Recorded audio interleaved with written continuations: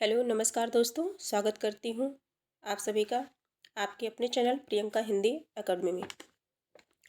हम सभी एक श्रृंखला चला रहे हैं प्रैक्टिस सेट की। और इसमें जो है हम सभी आदिकाल को पहले देखें, फिर उसके बाद भक्तिकाल को देखा गया। फिर भक्तिकाल के बाद जो है अब ये क्रम है रीतिकाल का, है ना। हिंदी साहित्य के इतिहास में रीतिकाल के जो महत्वपूर्ण क्वेश्चन हैं, जो परीक्षा में बार बार पूछे जाते हैं और विभिन्न प्रतियोगी परीक्षाओं में जो आए हुए प्रश्न हैं, इनको हम सभी जो है प्रैक्टिस सेट के माध्यम से देखते हैं और सरलता से इन्हें समझते हुए अपनी तैयारी को आगे बढ़ाते हैं। तो इसी क्रम में आज हम सभी पढ़ेंगे रीतिकाल।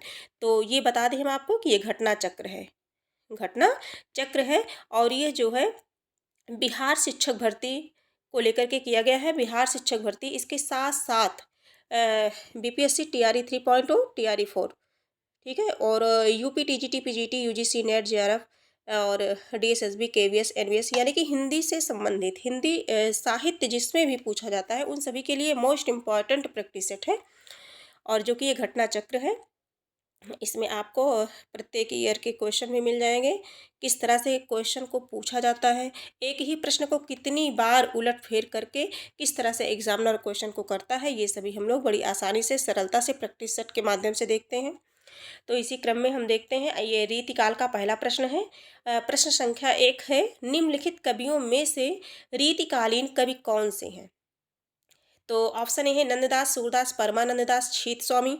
ऑप्शन बी है बिहारी मतीराम, घनानंद भूषण। ऑप्शन सी है मैथिली शरण गुप्त, दिनकर, श्रीधर पाठक, सोहनलाल द्विवेदी। ऑप्शन डी है जायसी, मंझन, विद्यापति चंद्र बरदाई।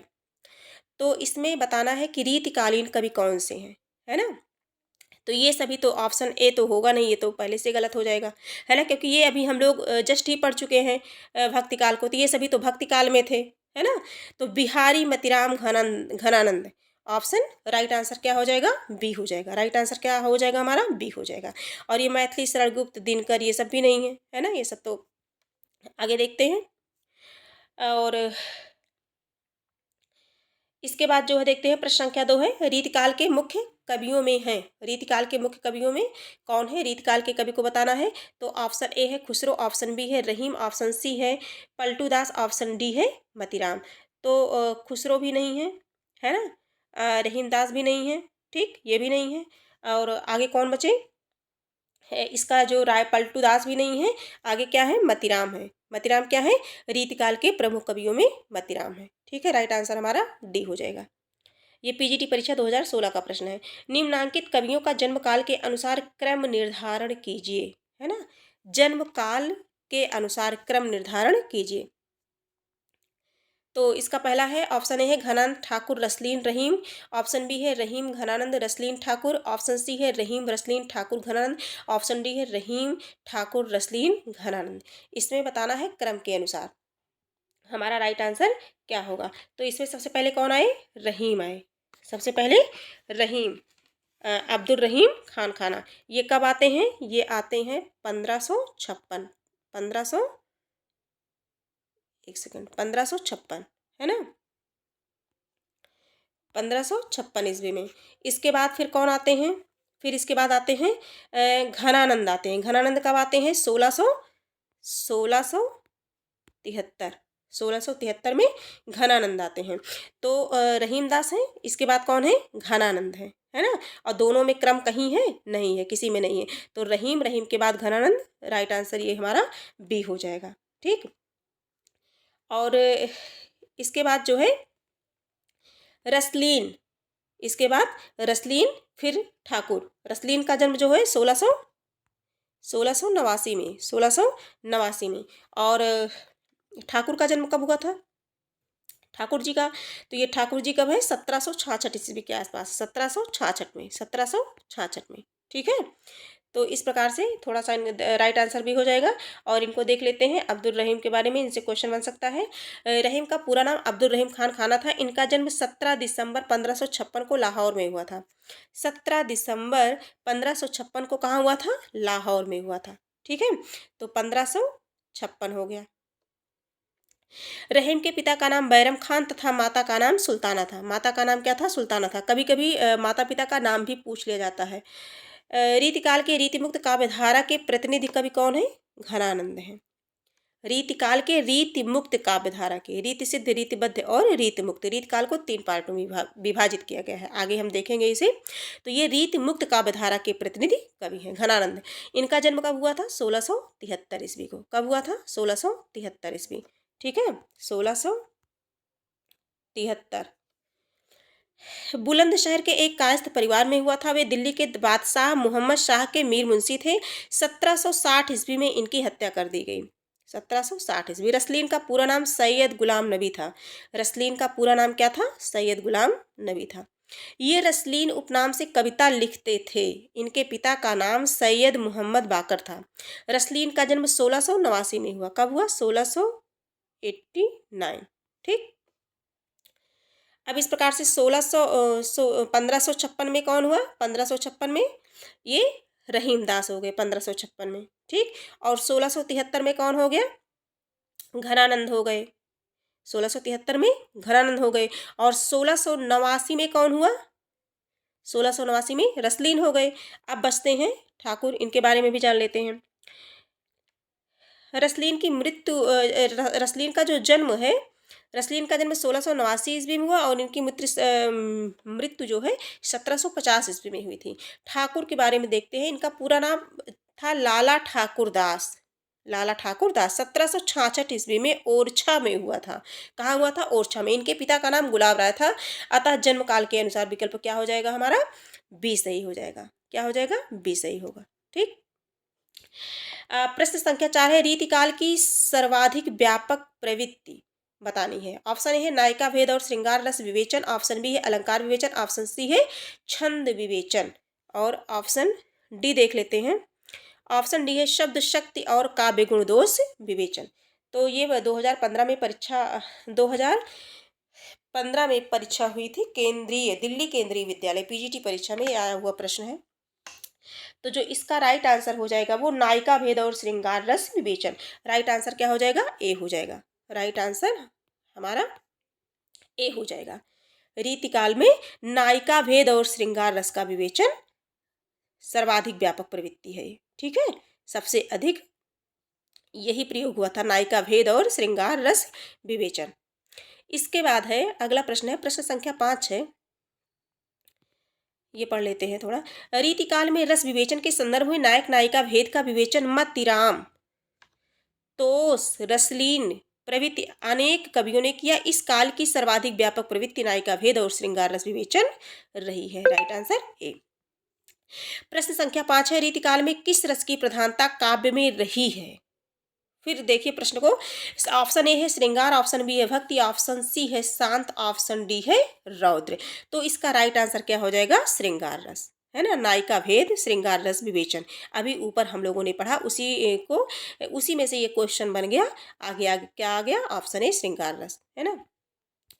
रीतिकाल की विशेषताओं के संदर्भ में निम्नलिखित में से एक विशेषता गलत है, उस विशेषता का चयन कीजिए। उस विशेषता को हमें चुनना है। ऑप्शन ए है रीतिकाल में अलंकरण की प्रधानता है, ऑप्शन बी है रीतिकाल की प्रमुख भाषा ब्रज भाषा है, ऑप्शन सी है हमारा रीतिकाल में प्रकृति का आलम्बन रूप में वर्णन हुआ है, ऑप्शन डी है रीतिकाल में लक्षण ग्रंथों की प्रमुखता है। तो इसमें जो गलत है, प्रश्न हमारा कह रहा है कि इनमें से रीतिकाल की विशेषताओं के संदर्भ में जो गलत है हमें उसी गलत को बताना है। रीतिकाल में अलंकरण की प्रधानता राइट है। रीतिकाल की प्रमुख भाषा क्या थी? ब्रज भाषा, है ना। ये भी रीतिकाल में प्रकृति का आलम्बन रूप में वर्णन, यही क्या है? गलत है। रीतिकाल में लक्षण ग्रंथों की प्रमुखता, ये भी क्या है? सही है। इसे थोड़ा देखते हैं। रीतिकाल में स्वतंत्र और आलम्बन रूप में प्रकृति चित्रण बहुत कम हुआ है। प्रकृति चित्रण क्या हुआ है? बहुत कम हुआ है। रीतिकाल की अन्य विशेषताएं इस प्रकार है, लक्षण ग्रंथों का निर्माण, श्रृंगार चित्रण, वीर और भक्ति काव्य, नीति काव्य, ब्रज भाषा का उत्कर्ष, आलंकारिकता तथा विविध काव्य रूपों का वर्णन इसमें किया गया है। प्रश्न संख्या 7 है, रीतिकालीन कवियों की काव्य भाषा थी। ऑप्शन ए है अवधी, ऑप्शन बी है खड़ी बोली, ऑप्शन सी है ब्रज भाषा, ऑप्शन डी है बुंदेली। तो अभी हम लोगों ने पढ़ा, तो इसमें ज़्यादा टाइम नहीं वेस्ट करना है। ऑप्शन सी हो जाएगा, ब्रज भाषा थी। रीतकालीन कवियों की भाषा के रूप में ब्रज भाषा के विकास में घनानंद बिहारी, मतिराम, पद्माकर, देव भिखारी दास का नाम उल्लेखनीय है। भिखारीदास ने तो यह मिथ तोड़ा कि ब्रजभाषा में रचना के लिए ब्रज में रहना अनिवार्य है। ब्रजभाषा है तो ब्रजवासी ही न अनुमानो, ऐसे ऐसे कबिन की बानी हूँ सो जानो। किसकी है ये? भिखारीदास की है। क्षमा चाहूंगी। अगला देखते हैं, प्रश्न संख्या 8। थोड़ा सा पढ़ लेते हैं, इनसे क्वेश्चन बन सकता है। कुछ महत्वपूर्ण तथ्य हैं। पद्माकर की भाषा में सब प्रकार की भाषिक शक्तियों पर कवि का अधिकार दिखाई पड़ता है। किसकी भाषा में? पद्माकर। आचार्य शुक्ल के शब्दों में इंपॉर्टेंट कथन है, कहीं तो इनकी भाषा स्निग्ध मधुर पदावली द्वारा एक सजीव भाव भरी प्रेम मूर्ति खड़ी करती है, कहीं भाव या रस की धारा बहती है। ये वाक्य किसका कथन? शुक्ल जी का है। कहीं अनुप्रासों की झंकार उत्पन्न होती है, ये शब्द याद रखेंगे। कहीं अनुप्रासों की झंकार उत्पन्न करती है, किसने कहा है? शुक्ल जी ने कहा है। कहीं वीर दर्प से क्षुब्ध वाहिनी के समान अकड़ती और कड़कती हुई चलती, और कहीं प्रशांत सरोवर के समान स्थिर और गंभीर होकर मनुष्य जीवन की विभ्रांति की छाया दिखाती। सारांश यह कि इनकी भाषा में वह अनेक रूपता है जो एक बड़े कवि में होनी चाहिए। ऐसा किसने कहा है? शुक्ल का कथन है ये। भाषा की ऐसी अनेक रूपता गोस्वामी तुलसीदास में दिखाई पड़ती है। ये कथन किसका है? तो शुक्ल जी का है। किसके प्रति है? पद्माकर के। प्रश्न संख्या 8 है, रीतिकाल रीति युगीन कवियों का सर्वाधिक प्रसिद्ध छंद रहा है। रीति युगीन कवियों का सर्वाधिक प्रसिद्ध छंद रहा है। ऑप्शन ए है सवैया, ऑप्शन बी है दोहा, ऑप्शन सी है चौपाई, ऑप्शन डी है छप्पय। ऑप्शन डी है छप्पय। तो हमारा जो राइट आंसर हो जाएगा वो क्या हो जाएगा? सवैया। क्या हो जाएगा? सवैया। राइट आंसर जो है ए हो जाएगा। Right answer A. आगे देखेंगे,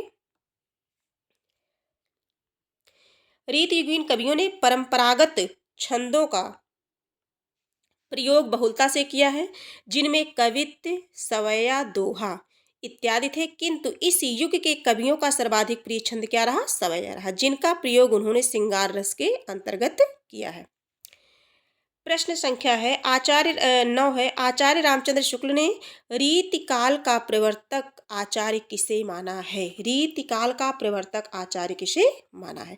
ऑप्शन ए है आचार्य केशवदास को, ऑप्शन बी है मतीराम को, ऑप्शन सी है चिंतामणि को, ऑप्शन डी है बिहारी जी को। तो टीजीटी परीक्षा 2005 का आया हुआ प्रश्न है, तो हमारा राइट आंसर क्या हो जाएगा? चिंतामणि को। आचार्य शुक्ल ने रीतिकाल का प्रवर्तक आचार्य किसको माना है? चिंतामणि को माना है। इंपॉर्टेंट प्रश्न है, किसको माना है? चिंतामणि। किसने माना है? आचार्य शुक्ल ने। आचार्य रामचंद्र शुक्ल ने चिंतामणि को रीति काव्य परंपरा का प्रवर्तक माना है। चिंतामणि के उपरांत रीति काव्य परंपरा अविच्छिन्न रूप से चली।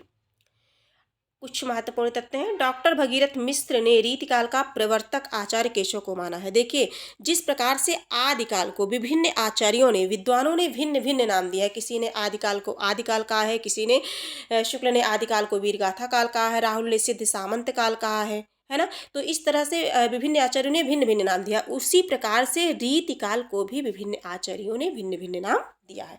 जैसा कि अभी जो है हम लोगों ने पढ़ा ऊपर, तो डॉक्टर भगीरथ मिश्र ने जो है रीतिकाल के प्रवर्तक को जो है अलग अलग माना है।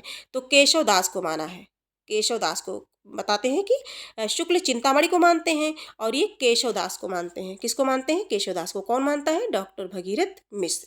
कहते हैं कि रीतिकाल का जो प्रवर्तक है इनके अकॉर्डिंग वो केशवदास जी हैं, लेकिन शुक्ल के अनुसार चिंतामणि को शुक्ल ने माना है। आचार्य विश्वनाथ प्रसाद मिश्र ने रीतिकाल का प्रवर्तक किसको माना है? केशव को माना है। देखिए, भगीरथ मिश्र और विश्वनाथ दोनों ने जो है केशवदास को माना है, लेकिन शुक्ल ने किसको माना है? चिंतामणि को माना है। चिंतामणि ने रीति को काव्य का स्वभाव कहा है। रीति को काव्य का स्वभाव कहा है। देव ने रीति को काव्य का द्वार कहा है। ये प्रश्न पूछा जा सकता है। चिंतामणि ने रीति को क्या कहा है? काव्य का स्वभाव, और देव ने रीति को क्या कहा है? काव्य का द्वार कहा है।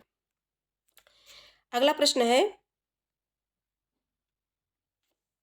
प्रश्न संख्या 10 है, हिंदी रीति ग्रंथों की परंपरा चिंतामणि त्रिपाठी से चली, अतः रीतिकाल का आरंभ उन्हीं से मानना चाहिए। यह कथन किसका है? ऑप्शन ए है हजारी प्रसाद द्विवेदी, ऑप्शन बी है रामचंद्र शुक्ल, ऑप्शन सी है, एक सेकंड, ऑप्शन सी है मिश्र बंधु और ऑप्शन डी है रामकुमार वर्मा। ऑप्शन डी है रामकुमार वर्मा। तो हमारा राइट आंसर क्या हो जाएगा? Option B Ramchandra Shukla. Option B Ramchandra Shukla का है। फिर से देखते हैं कोटेशन। हिंदी रीति ग्रंथों की परंपरा चिंतामणि त्रिपाठी से चली, रीतिकाल का आरंभ उन्हीं से मानना चाहिए। अभी ऊपर हम लोगों ने पढ़ा कि चिंतामणि को प्रवर्तक मानते हैं कौन? रामचंद्र शुक्ल। तो जब ये कथन भी उन्हीं का तो माना जाएगा, है ना, उन्होंने ही कहा है, तो राइट आंसर हमारा बी हो जाएगा, रामचंद्र शुक्ल। अब इसके आगे देखते हैं।